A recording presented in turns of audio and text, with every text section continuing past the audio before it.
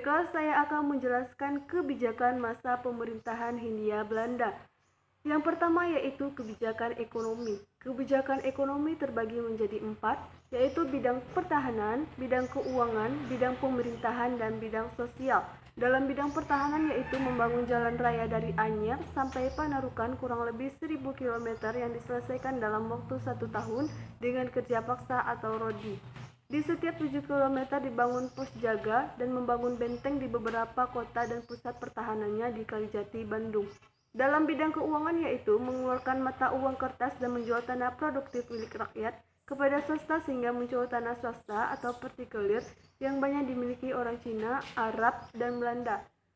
Dalam bidang pemerintahan yaitu membagi Pulau Jawa menjadi 9 daerah yang masing-masing dikepalai seorang kepala daerah dan memindahkan pusat pemerintahan dari Sunda Kepala ke Welterreden atau sekarang Gedung Mahkamah Agung di Jakarta. Dalam bidang sosial yaitu membiarkan praktik perbudakan dan mewajibkan rodi bagi rakyat pribumi. Yang kedua yaitu kebijakan politik. Kebijakan politik terbagi juga menjadi 3. Yang pertama yaitu sistem politik tanam paksa. Tanam paksa adalah istilah dari kaum liberal yang anti kultur stelsel, usaha pemerintah yang dalam pelaksanaannya menggunakan cara-cara paksaan. Sistem tanam paksa ini diterapkan oleh Van de Bos, seorang pemimpin Belanda di wilayah Jawa yang berpangkat gubernur jenderal pada tahun 1830 sampai 1870. Hal ini awalnya disebabkan oleh dibubarkannya VOC dan kekosongan kas negara serta hutang yang sangat besar dengan saldo kerugian sebesar 134,7 juta gulden. Pada masa diberlakukannya sistem tanam ini, tanah rakyat yang awalnya milik pribadi diambil dan dikuasai oleh pemerintah Belanda untuk dijadikan sebagai lahan tanam paksa, di mana tanah rakyat tersebut wajib ditanami tanaman yang laku di pasaran Eropa yang jenisnya telah ditentukan oleh pemerintah Belanda, seperti kopi, gula, teh, dan tembakau. Hasil dari tanam paksa tersebut diserahkan kepada pemerintah Belanda dan dihargai sangat rendah sehingga segala hasil keuntungan sepenuhnya dimiliki oleh pemerintah.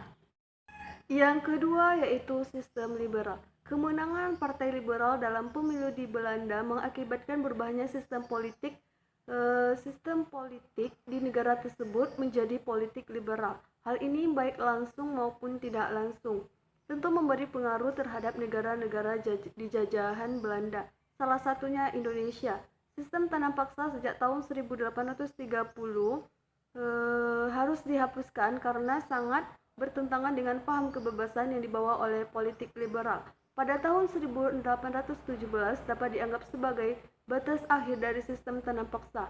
Pada tahun tersebut juga dikeluarkan undang-undang yang sangat penting yaitu Undang-Undang Agraria yang mengatur cara-cara pengusaha swasta memperoleh tanah dan Undang-Undang Gula yang mengatur pemindahan perusahaan-perusahaan gula ke tanah swasta. Yang ketiga yaitu politik etis. Diterapkannya politik etis di awal abad ke-20 Masehi sering dianggap sebagai awal pangkal kondisi yang membukakan kesadaran berbangsa bagi rakyat Indonesia.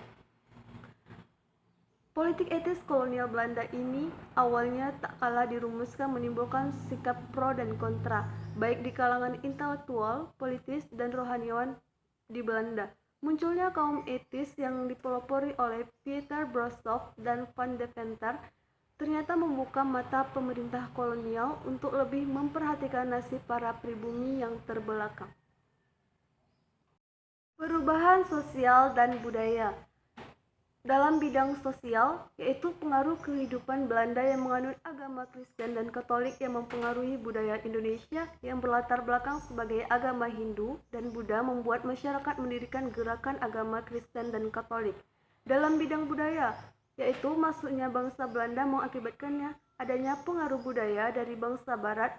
Budaya Barat mulai mempengaruhi budaya lokal Indonesia dengan adanya penyebutan beberapa kata yang merupakan gabungan dari bangsa Belanda dengan bahasa Indonesia yakni kata serapan. Selain itu mulailah muncul tari internasional yaitu dansa dan arsitektur bangunan yang menyerupai bangunan Belanda seperti pada bangunan Kota Tua Jakarta.